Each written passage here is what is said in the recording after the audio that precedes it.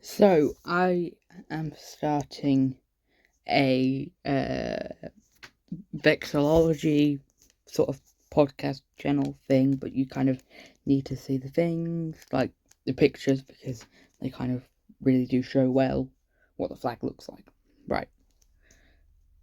If you have any questions about vexillology, ask me. I know quite a lot, and and honestly, I'm happy to do this once again.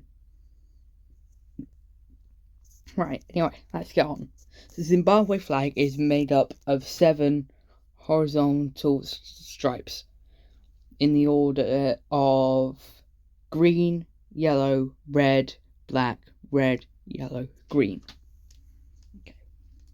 And then on the hoist side, you have a isosceles triangle with a red star and the Zimbabwe bird, which is superimposed on it. The national flag of Zimbabwe is made up of 5 different colours: green, gold, red, black, and white. Officially, the colours of the flag Zimbabwe carry a political, regional, and cultural meanings. Green represents agriculture, and then gold represents the mining industry and the wealth of minerals. In Zimbabwe, that is mainly gold or silver, depending on where you are. The red is the bloodshed, which during the first and second Kimura Wars for independence against the British. Then the black indicates the heritage and race of the country, and therefore signifies the people and the things around it. The red star represents aspirations. I can't really draw that or write that because of the bird on top. And is an ancient symbol. And from the political party which form the basis of the flag. Then you have the Zimbabwe bird, which represents which is the national symbol of Zimbabwe. And then you have the white triangle, which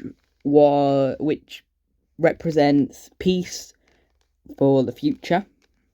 And then this flag was adopted in 1980 after being the Rhodesia one, and actually when they were fully able to get away from the British.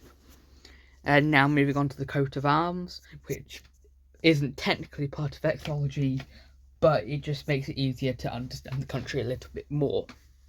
I guess I could do a full video on it, but it's probably not worth it at this point. It was adopted in 1980 after being renamed Zimbabwe and having gained full independence from the British. So this is the coat of arms. It's very simple, in my opinion. So adopted in 1981 after being the same as the Rhodesia coat of arms. Each and every part of it has its own meaning. It's very much more complex than most given meanings. So, yes. So you have the kuras,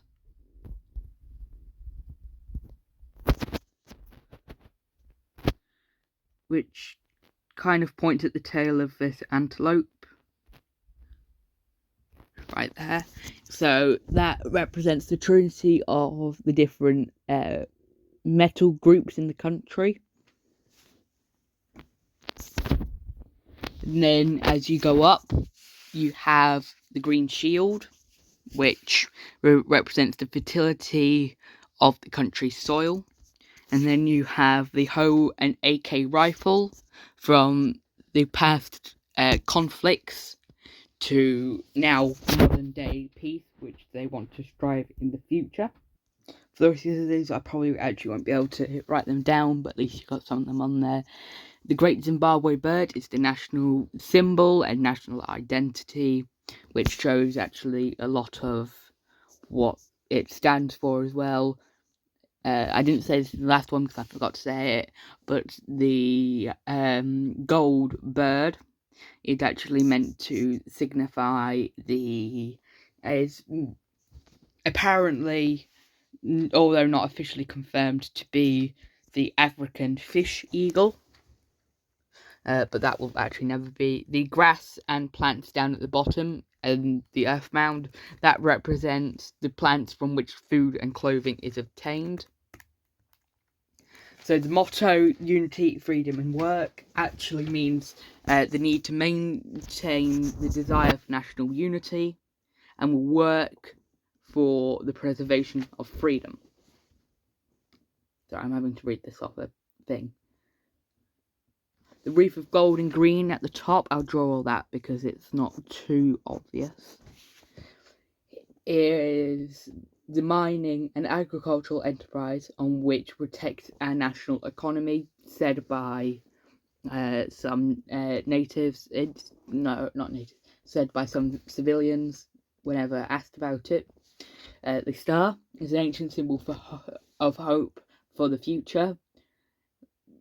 Tinker's red to remind us of the suffering all our people need to avoid any reassurance of that suffering. So it's that colour of almost blood, again to signify those lost in the wars of independence during the 60s and 70s. And that's about it, really. There's a lot to go on here, and yeah, if you have any questions, please tell me. I can answer a lot of flag related questions. This was all inspired by two YouTube channels in particular, called Drew Do Now and Geography Now. Honestly, please support them as well. Geography Now is doing it the other way around though, and is about the entire country. So yeah. Bye.